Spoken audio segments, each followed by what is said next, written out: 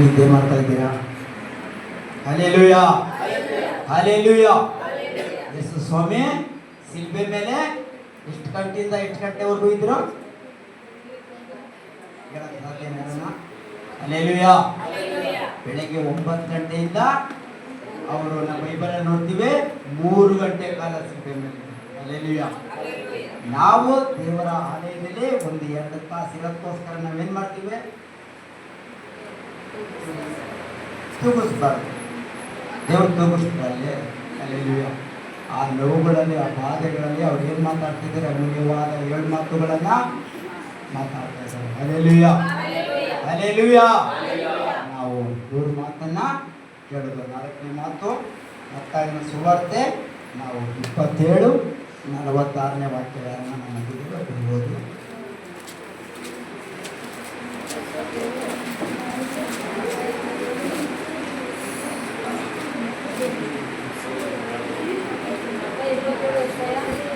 ಮತ್ತಾಯ 27:46 ವಾಕ್ಯ.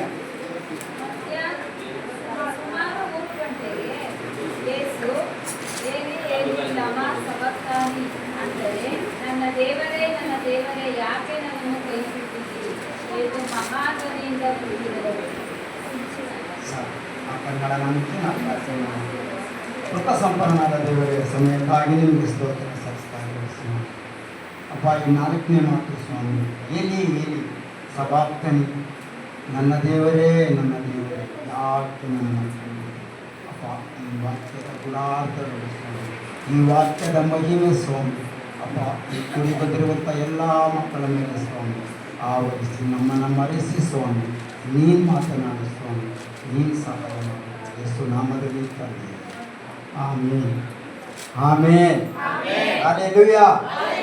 ಇಲ್ಲಿ ಯೇಸು ಹೇಳ್ತಾ ಇದ್ದಾರೆ, ಎಲಿ ಎಲಿ ಲಮ ಸಬಾಕ್ತನಿ, ಅಂದರೆ ನನ್ನ ದೇವರೇ ನನ್ನ ದೇವರೇ. ಎಲಿ ಎಲಿ ಲಮ ಸಬಾಕ್ತನಿ ಅಂದರೆ ಏನರ್ಥ? ಇದು ಇಬ್ರಿಯ ಭಾಷೆ. ಹಲ್ಲೆಲೂಯಾ. ಒಂದು ಕಡೆ ಹೇಳ್ತಾರೆ ವೇದ ಪಂಡಿತರು ಅರಾಬಿಯ ಭಾಷೆ, ಇನ್ನೊಂದು ಕಡೆ ಹೇಳ್ತಾರೆ ಈ ಭಾಷೆ ಪರಲೋಕದ ಭಾಷೆ. ಹಲ್ಲೆಲೂಯಾ. ಆದರೆ ನಮಗೆ ಭಾಷಾಂತರವಾಗಿರೋದು ನನ್ನ ದೇವರೇ ನನ್ನ ದೇವರೇ ಯಾಕೆ ನನ್ನನ್ನು ಕೈ ಬಿಟ್ಟಿದ್ದು. ನೋಡಿ, ಯೇಸು ಸ್ವಾಮಿನ ಕೈ ಬಿಟ್ರಾ? ಕೈ ಬಿಟ್ರಾ? ಎಷ್ಟು ಜನ ಕೈ ಬಿಟ್ರು ಅಂತ ಹೇಳ್ತೀರಾ?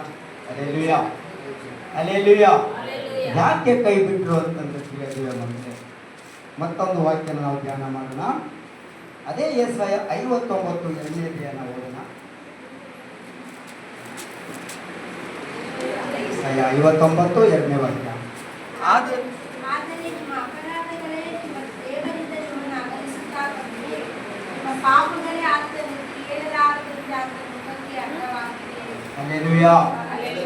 ಒಬ್ಬ ಮನುಷ್ಯನಲ್ಲಿ ಪಾಪ ಇರೋದಾದರೆ, ಒಬ್ಬ ಮನುಷ್ಯನಲ್ಲಿ ಪಾಪಗಳು ಅಪರಾಧಗಳು ಇರೋದಾದರೆ ದೇವರು ಏನು ಮಾಡ್ತಾರೆ? ದೇವರಿಂದ ನಾವು ಅಗಲುವಿಕೆ ಆಯಿತು. ಅದೇ ರೀತಿ ಇವತ್ತು ಯೇಸು ಸ್ವಾಮಿ ಮೇಲೆ ಅಪರಾಧಗಳು ಪಾಪಗಳು ಇರೋದರಿಂದ ತಂದೆಯಾದ ದೇವರ ಬಳಿಯಲ್ಲಿ ಅವರು ಹೇಳ್ತಾ ಇದ್ದಾರೆ, ನನ್ನ ದೇವರೇ ನನ್ನ ದೇವರೇ ಯಾಕೆ ನನ್ನನ್ನು ಕೈ ಬಿಟ್ಟೆ ಅಂತ ದೇವರು ಕೇಳ್ತಿದ್ದಾರೆ. ಯಾಕೆ ಆ ರೀತಿ ಕೇಳ್ತಿದ್ದಾರೆ ಅಂದರೆ, ಇವತ್ತು ನಮ್ಮ ಪಾಪಗಳನ್ನು ಹೊರುತ್ತಾ, ನಮ್ಮ ಶಾಪಗಳನ್ನು ಹೊರುತ್ತಾ, ಈ ಭೂಲೋಕದ ಜನಗಳ ಶಾಪಗಳು, ಈ ಲೋಕದ ಜನಗಳ ಪಾಪಗಳನ್ನು ಹೊರಬೇಕಾದ್ರೆ ಅವ್ರಿಗೆ ಏನಾಯ್ತಾ ಇದೆ? ಭಾರವಾಯ್ತಿದ್ರು. Hallelujah, hallelujah. ಒಂದು ಕಡೆ ಕೂಗ್ತಾ ಇದ್ದಾರೆ, ನನ್ನ ದೇವರೇ ನನ್ನ ದೇವರೇ ಯಾಕೆ ಎಲಿ ಎಲಿ ಲಮ ಸಬಾಕ್ತನಿ ಅಂದರೆ ಇದು ಜನಗಳಿಗೆ ಅರ್ಥವಾಗಿದ್ದಂಥ ಮಾತು.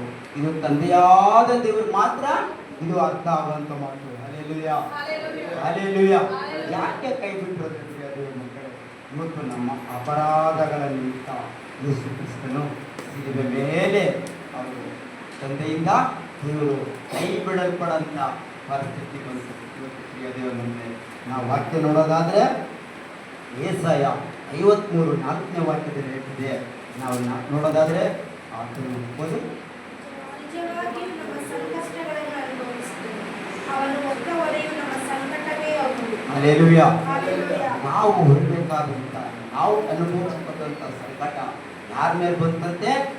ಯೇಸು ಕ್ರಿಸ್ತನ ಮೇಲೆ. ನಮ್ಮ ಅಪರಾಧಗಳನ್ನು ಹೊತ್ತುಕೊಂಡು ನಮ್ಮ ಪಾಪಗಳನ್ನು ಹೊತ್ತುಕೊಂಡು ಶಿಲುಬೆ ಮೇಲೆ ತಂದೆಯಾದ ದೇವರ ಬಳಿಯಲ್ಲಿ ಅವರು ಕೂಗ್ತಾ ಇದ್ದಾರೆ, ನನ್ನ ದೇವರೇ ನನ್ನ ದೇವರೇ ಯಾಕೆ ನನ್ನ ಕೈ ಬಿಟ್ಟು. ಇದರಿಂದ ನಾವು ಏನು ತಿಳ್ಕೊಂಡು ಬಂದಿದ್ದೀವಿ ದೇವರ ಮಕ್ಕಳಂದರೆ, ದೇವರ ನಾವು ಮಾರ್ಗದಲ್ಲಿದ್ದೀವಿ. ಆದರೆ ನಮ್ಮಲ್ಲೇನಿರಬಾರ್ದು, ಪಾಪಗಳು ಮತ್ತೆ ಮತ್ತೆ ಮತ್ತೆ ಪಾಪಗಳು ಮಾಡಬಾರ್ದು. ಯೇಸು ಕ್ರಿಸ್ತನು ಶಿಲುಬೆ ಮೇಲೆ ನಮ್ಮ ಪಾಪಗಳನ್ನ ಹೊತ್ತುಕೊಂಡು, ನಮ್ಮ ಅಪರಾಧಗಳನ್ನ ಹೊತ್ತುಕೊಂಡು, ನಮ್ಮ ದ್ರೋಹಗಳನ್ನು ಹೊತ್ತುಕೊಂಡು ಆ ಎಲ್ಲ ಪರಿಶುದ್ಧವಾದ ತಂದೆ ಮುಂದೆ ಹೇಳ್ತಿದ್ದಾರೆ, ನನ್ನ ದೇವರೇ ನನ್ನ ದೇವರೇ. ಯಾಕೆ ಅಂದರೆ ಪ್ರಿಯ ದೇವರ ಮಕ್ಕಳೇ, ನಾವು ಬೈಬಲನ್ನು ನೋಡೋದಾದರೆ ಯೇಸು ಕ್ರಿಸ್ತರು ಎಲ್ಲೂ ಅವರು ಪಾಪ ಮಾಡಿಲ್ಲ.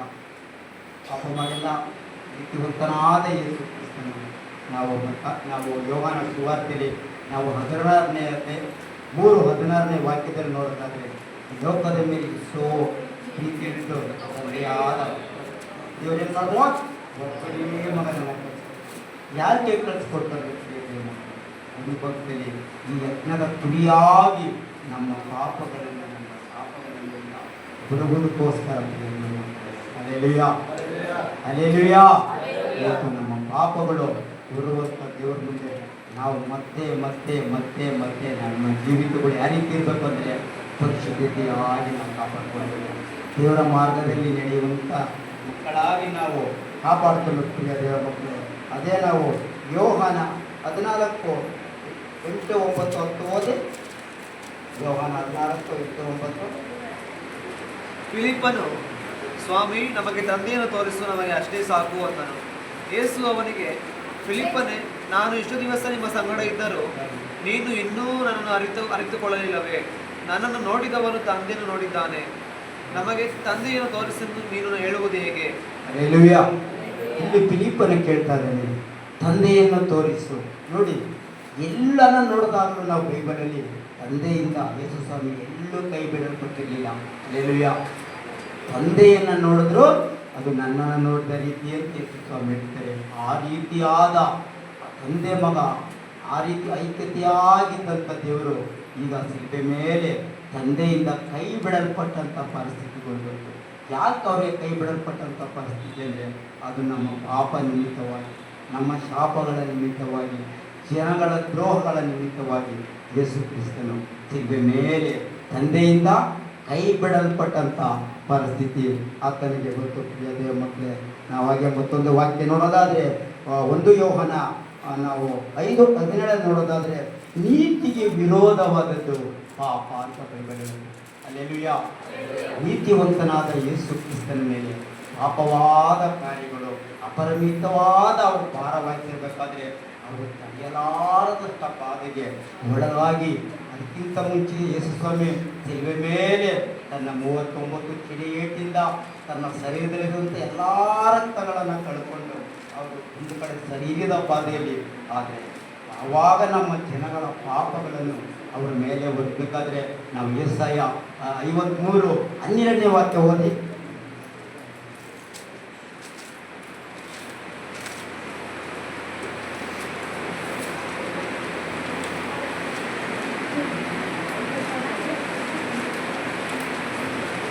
ಯೆಶಾಯ 53:12. ಇವನು ಇಂಥವನಾಗಿರುವುದರಿಂದ ನಾನು ಇವನಿಗೆ ದೊಡ್ಡವರ ಸಂಗಡ ಪಾಲು ಕೊಡುವೆನು. ಇವನು ಬಲಿಷ್ಠರೊಡನೆ ಸೂರ್ಯನು ಹಂಚಿಕೊಳ್ಳುವನು. ತನ್ನ ಪ್ರಾಣವನ್ನು ಧಾರೆ ಎರೆದು ಮರಣ ಹೊಂದಿ ದ್ರೋಹಿಗಳೊಂದಿಗೆ ತನ್ನನ್ನು ಎಣಿಸಿಕೊಂಡು ಬಹುಜನಗಳ ದ್ರೋಹಿಗಳ ಪಾಪವನ್ನು ಹೊರುತ್ತಾ ಅವರಿಗಾಗಿ ವಿಜ್ಞಾಪನೆ ಮಾಡಿದನಲ್ಲ. ಹಲ್ಲೆಲೂಯಾ.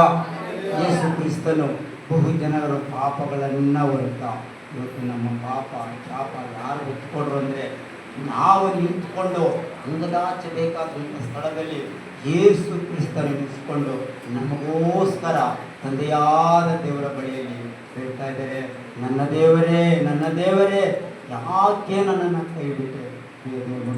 ಇವತ್ತು ನಾವು ಅರ್ಥಬೇಕು, ಯೇಸು ಕ್ರಿಸ್ತನು ಕೈ ಬಿಟ್ಟಿಲ್ಲ. ಆದರೆ ಆ ಶಾಪದ ನಿಮಿತ್ತವಾಗಿ, ಆ ಪಾಪಗಳ ನಿಮಿತ್ತವಾಗಿ ತಂದೆಯಿಂದ ಯೇಸು ಕ್ರಿಸ್ತನು ಕೈ ಬಿಡಲ್ಪಟ್ಟಂಥ ಪರಿಸ್ಥಿತಿ ಅವರಿಗೆ ಉಂಟಾಯಿತು. ಪ್ರಿಯ ದೇವರ ಮಕ್ಕಳೇ, ಇವತ್ತು ನಾವು ಬೈಬಲಲ್ಲಿ ನೋಡೋದಾದರೆ ಯೇಸು ಕ್ರಿಸ್ತನು ಎಲ್ಲೂ ಪಾಪಕ್ಕೆ ಅವರು ಒಳಗಾಗಿರಲಿಲ್ಲ, ಎಲ್ಲೂ ಶಾಪಕ್ಕೆ ಒಳಗಾಗೇ ಇಲ್ಲ. ತಂದೆಯಾದ ದೇವರಿಂದ ಅವರು ಯಾವಾಗಲೂ ಒಂದು ಅನ್ಯೋನ್ಯತೆ ಪ್ರೀತಿಯಾಗಿ ನಡೆದಂಥ ದೇವರು ಇವತ್ತು ತಂದೆಯಿಂದ ಶಿಲ್ಬೆ ಮೇಲೆ ಕೈ ಬಿಡಲ್ಪಟ್ಟಂಥ ರೀತಿಯಲ್ಲಿ ನನ್ನ ದೇವರೇ ಯಾಕೆ ನನ್ನನ್ನು ಕೈ ಬಿಟ್ಟಿದ್ದೀಯ ದೇವರ ಮುಂದೆ ಹೇಳ್ತಾ ಇದ್ದಾರೆ. ನಾವು ಯೋಹನ 14:36 ವಾಕ್ಯ ಓದೋಣ. ಮಾರ್ಕ 14:36.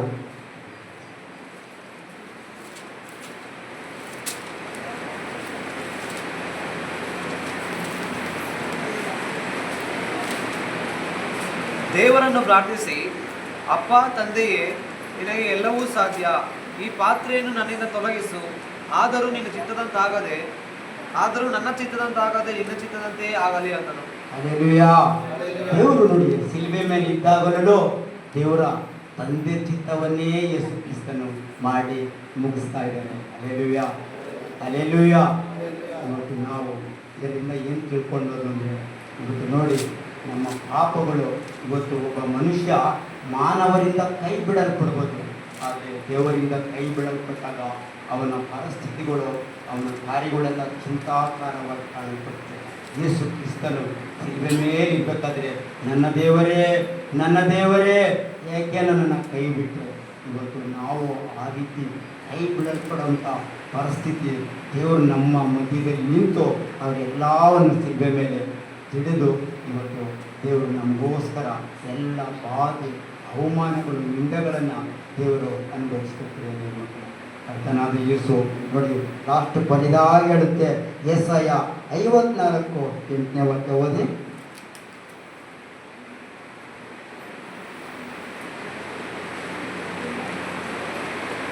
ತಟ್ಟನೆ ಉಪ್ಪಿ ಹರಿಯುವ ಕೋಪದಿಂದ ಒಂದು ಕ್ಷಣ ಮಾತ್ರ ನನ್ನ ಮುಖವನ್ನು ನಿನಗೆ ಮರೆ ಮಾಡಿಕೊಂಡಿದ್ದೆನು, ಶಾಶ್ವತ ಕೃಪೆಯಿಂದ ನನ್ನನ್ನು ಕರುಣಿಸುವೆನು ಎಂದು ನಿನ್ನ ವಿಮೋಚಕನಾದ ಯೆಹೋವನು ಅನ್ನುತ್ತಾನೆ. ನೋಡಿ, ಯೇಸು ತಂದೆ ಒಂದು ಕ್ಷಣ ಮಾತ್ರ ತಂದೆಯ ಯೇಸು ಕ್ರಿಸ್ತನನ್ನು ಬಿಟ್ಟರು. ಯಾಕೆ ಬಿಟ್ಟರು? ಒಂದು ಕ್ಷಣ ನಮ್ಮ ಪಾಪಗಳ ನಿಮಿತ್ತ, ನಮ್ಮ ಶಾಪಗಳ ನಿಮಿತ್ತ. ಹಾಗೆ ದೇವರು ಏನು ಮಾಡಿದ್ರು? ಹಾಗೆಯೇ ಕರುಣೆಯಿಂದ ಯೇಸು ಕ್ರಿಸ್ತನನ್ನು ಸಂತೈಸುತ್ತೀಯ ಮಕ್ಕಳೇ. ಇವತ್ತು ನಾವು ನೆನೆಸ್ಬೋದು, ಶಿಲುಬೆ ಮೇಲೆ ದೇವರು ಈಗಿಲ್ಲ. ಈಗ ಕುಂತಿರೋದು ದೇವರು ಎಲ್ಲೆಂದರೆ ತಂದೆಯಾದ ದೇವರ ಬಲಗಡೆಯಲ್ಲಿ ಕುಂತವ್ರೆ. ಅವರು ನಮಗೋಸ್ಕರ ಹೇಳ್ತಾ ಇದ್ದಾರೆ, ನಾವು ಮತ್ತೆ ನಮ್ಮ ಜೀವಿತಗಳಲ್ಲಿ ಯಾವುದೇ ಪಾಪದ ಕಾರ್ಯಗಳಿಲ್ಲದಾಗೆ, ಯಾವುದು ನಮ್ಮಲ್ಲಿ ಅಪರಾಧ ಕಾರ್ಯಗಳಿಲ್ಲದಾಗೆ ನಾವೇನು ಮಾಡಬೇಕಾಗಿದೆ? ದೇವರ ಮಾರ್ಗದಲ್ಲಿ ನಡೀಬೇಕಾಗಿದೆ, ದೇವರ ಹಾದಿಗಳಲ್ಲಿ ನಡೀಬೇಕಾಗಿದೆ. ಮತ್ತೊಬ್ಬರನ್ನ ನಾವೇನು ಮಾಡಬೇಕಾಗಿದೆ? ದೇವರ ಬಳಿಯಲ್ಲಿ ನಾವು ನಡೆಸಬೇಕಾಗಿದೆ. Hallelujah, hallelujah, hallelujah. ಅಪರಾಧಗಳ ನಿಮಿತ್ತವಾಗಿ ಯೇಸು ಗೆದ್ದಲ್ಪಟ್ಟರು, ನಮ್ಮ ಪಾಪಗಳ ನಿಮಿತ್ತವಾಗಿ ಯೇಸು ಶಿಲುಬೆ ಮೇಲೆ ಏರುವುದು. ಇವತ್ತು ನಾವು ನೆನೆಸ್ಬೋದು, ಇವತ್ತು ನಮಗೆ ಸುಖ ಸಮಾಧಾನವಾಗಿದ್ದೀವಿ, ಇವತ್ತು ನಾವು ಆರೋಗ್ಯವಿದ್ದೀವಿ ಅಂದರೆ ಮುಖ್ಯವಾಗಿ ಯೇಸು ನಮಗೋಸ್ಕರ ಆ ಶಿಲುಬೆ ಮೇಲೆ ಎಲ್ಲವನ್ನು ಗ್ರಹಿಸಿದ್ರು. ಇವತ್ತು ನಾವು ಆತನನ್ನು ಹಿಂಬಾಲಿಸುವಂತರಾಗಿದ್ದೇವೆ. ಹಲ್ಲೆಲೂಯಾ. ಮುಂಚಿನ ಪ್ರಾರ್ಥನೆ ಮಾಡೋಣ. ಪರಿಶುದ್ಧನಾದ ದೇವರೇ, ಅಪ್ಪ